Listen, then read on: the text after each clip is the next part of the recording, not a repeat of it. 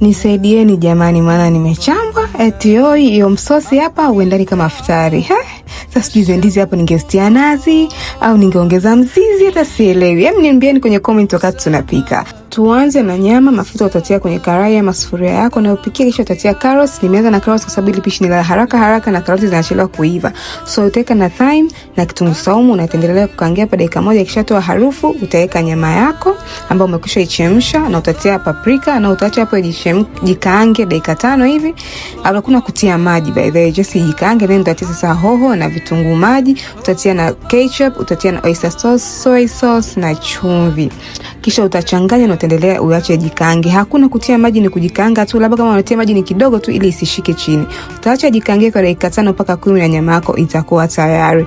Kisha tuje kwenye tambi. Nitumia tambi za Kiswahili, nikaanza kwa kuzikaanga, nikazipetapeta hapo zibadilike rangi kidogo, ziwe brownish kama hivyo. Kisha nikaja nikatia maji, nikatia na iliki na arki ya vanilla na sukari kadri upendavyo wewe. Kisha utafunika na upika kwa moto mdogo kama ule wa wali. Kisha baada kuiva yani utatia hizo zaibu za golden na nyeusi, utachanganya vizuri, utacha dakika 5 na zitakuwa tayari kama hivyo. Naona zinanyambuka vizuri, nikaja kuserve. Haya, mniambie hii ni futari au sio futari?